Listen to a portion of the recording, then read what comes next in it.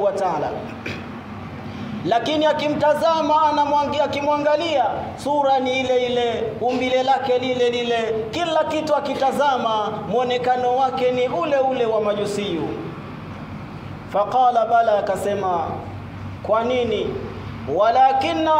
Lakini mimi sami'tu, nilisikia waqtul mautu, wakati wa mauti, nidaa min fawqi samawati, nilisikia ulingano kutoka kwa Mwenyezi Mungu Subhanahu wa Ta'ala.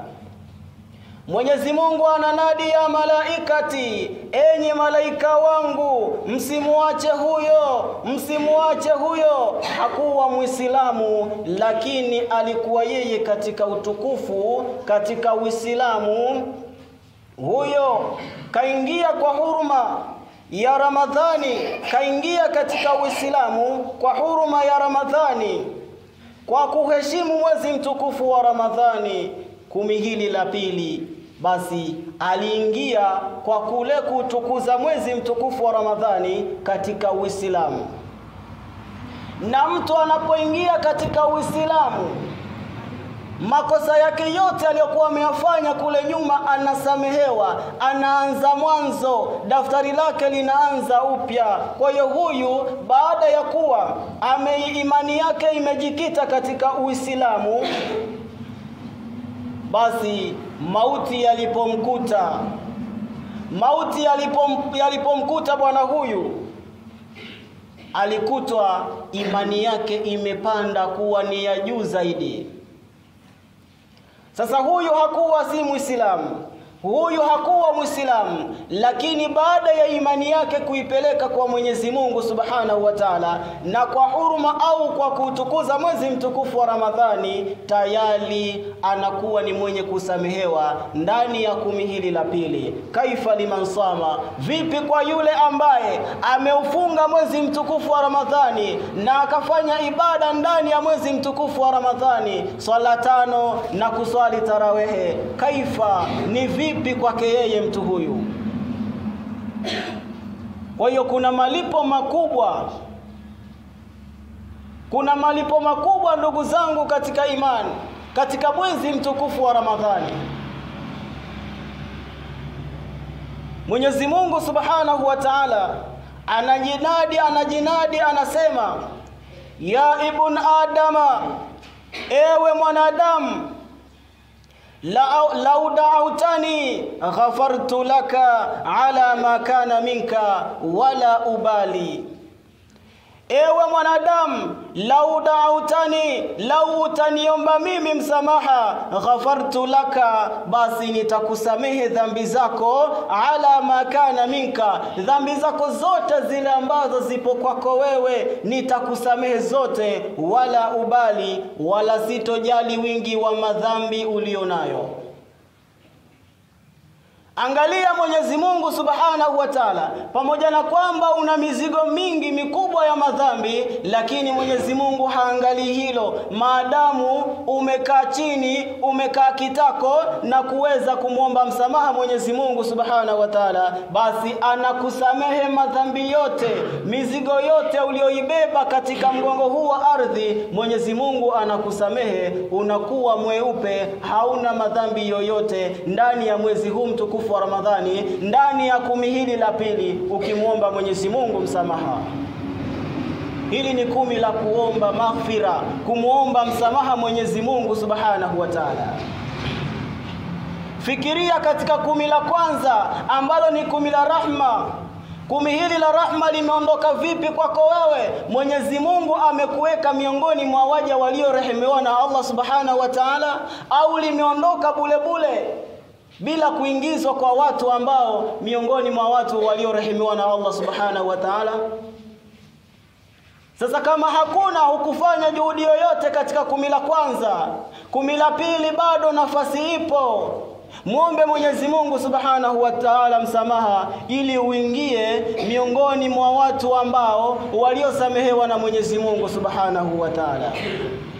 Hili ni 10 la kuachwa, hili ni 10 la kusamehewa makosa ya mja aliyomkosea Mwenyezi Mungu Subhanahu wa Ta'ala. Na baada ya hili kuna 10 la mwisho ambalo ni la kuachwa huru na moto wa Jahannam.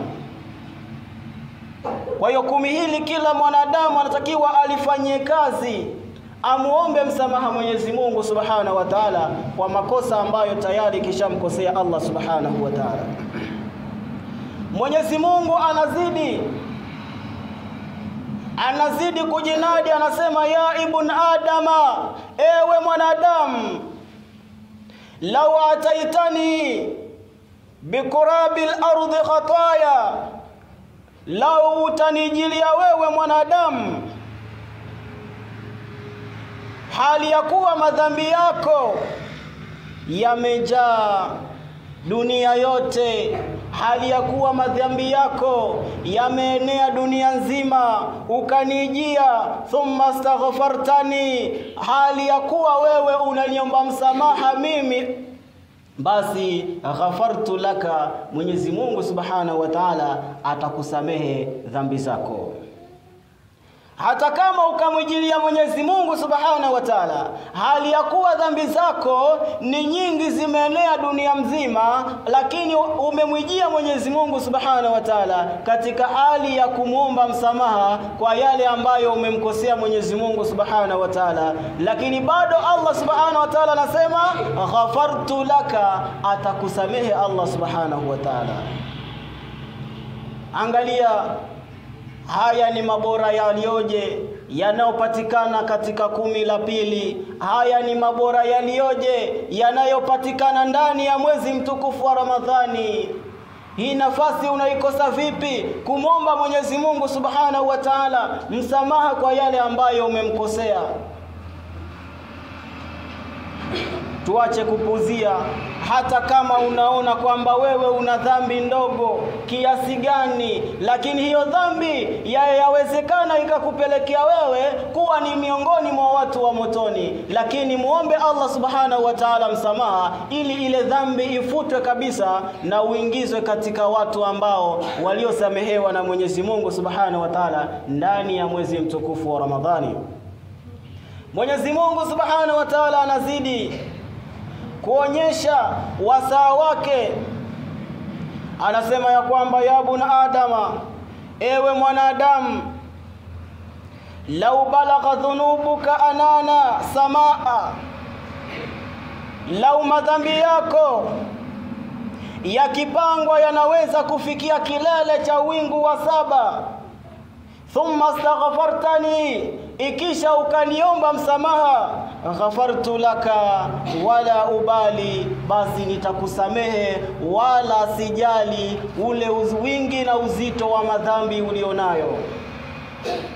Yani wewe una madhambi yakipangwa kuanzia ardhi hii mpaka katika kilele cha wingu wa 7, madhambi yale, ule wingi wa madhambi uliomkosea Mwenyezi Mungu Subhanahu wa Ta'ala yakapangwa ardhini mpaka katika kilele cha wingu wa 7, lakini ukakaa kitako ukamuomba msamaha Mwenyezi Mungu Subhanahu wa Ta'ala, Allah Subhanahu wa Ta'ala anasema atakusamehe. Haangalii wala hajali wingi wa madhambi uliomkosea Mwenyezi Mungu Subhanahu wa Ta'ala, anachoangalia ni wewe kukaa kitako na kuweza kumrejea Allah Subhanahu wa Ta'ala na kuweza kumuomba msamaha Mwenyezi Mungu Subhanahu wa Ta'ala na kutokurejea katika yale ambayo umemuomba msamaha Mwenyezi Mungu Subhanahu wa Ta'ala. Sio unaomba msamaha baada ya Ramadhani unarudi kule kwenye ushaitani wa kumwasi Mwenyezi Mungu Subhanahu wa Ta'ala. Toba ya namna hiyo, fahamu ya kwamba Mwenyezi Mungu hatoikubali. Unapoomba msamaha kwa Mwenyezi Mungu Subhanahu wa Ta'ala, uhakikishe ya kwamba hautorejea tena katika yale makosa uliyomkosea Mwenyezi Mungu Subhanahu wa Ta'ala na ukamuomba msamaha. Basi toba ya namna hiyo, endapo wewe hautorejea katika makosa uliomuomba msamaha Mwenyezi Mungu Subhanahu wa Ta'ala kwa kumkosea, Allah anaikubali. Lakini hakuna toba, ukaomba leo kesho ukarudi katika maasi yale, basi Mwenyezi Mungu hataweza kukusamehe, ni kana kwamba unamchezea mchezo. Kwa kila mmoja aliweke akilini mwake, ukiomba msamaha kwa Mwenyezi Mungu Subhanahu wa Ta'ala, usirejee katika yale makosa uliokuwa umemkosea Mwenyezi Mungu na kumuomba msamaha Allah Subhanahu wa Ta'ala. Ukifanya hivyo, basi msamaha wako utakuwa ni wenye kufanikiwa mbele ya Allah Subhanahu wa Ta'ala, na utakuwa mweupe, hauna dhambi yoyote, kama ile siku uliozaliwa kutoka tumboni mwa mama yako. Kwa hiyo ni kila mmoja anatakiwa aliweke akilini na amuombe msamaha Mwenyezi Mungu Subhanahu wa Ta'ala ndani ya 10 hili la pili. 10 la pili linakatika, ndugu zangu. 10 la kwanza limekwisha, tumo katika 10 la pili. Tangu 10 la pili limeingia, umefanya juhudi gani ya kumlilia Mwenyezi Mungu Subhanahu wa Ta'ala kwa yale ambayo tumemkosea? Tuna mengi tumemkosea Mwenyezi Mungu Subhanahu wa Ta'ala. Kuna mengi tumemkosea Allah Subhanahu wa Ta'ala. Hata kama haujui kwamba umemkosea Mwenyezi Mungu Subhanahu wa Ta'ala, huenda ulimsema fulani kwa bahati mbaya, hali ya kuwa umefunga, somo yako itakuwa vipi kwa Allah? Muombe msamaha Mwenyezi Mungu Subhanahu wa Ta'ala. Uliteleza wewe mwanadamu, muombe Allah Subhanahu wa Ta'ala msamaha, huenda akakusamehe Mwenyezi Mungu kwa huruma ya mwezi huu mtukufu wa Ramadhani na kwa utukufu wa mwezi huu mtukufu wa Ramadhani. Huenda makosa uliyoyafanya si kwa kukusudia, na kuna mengine ulikusudia. Yale uliyokusudia unayafahamu hasa, lakini kuna mengine ambayo pengine uyafahamu kwamba hapa nimefanya dhambi, na ikawa imeandikwa kwamba wewe umefanya dhambi, umemkosea Allah Subhanahu wa Ta'ala. Lakini ni namna gani utaweza kusamehewa? Ni lazima sasa urejee katika msamaha, umuombe msamaha Mwenyezi Mungu Subhanahu wa Ta'ala, na yeye atakusamehe. Hii ni ahadi yake Mwenyezi Mungu, keshaweka. Ukimuomba msamaha, basi atakusamehe. Ndugu zangu katika imani,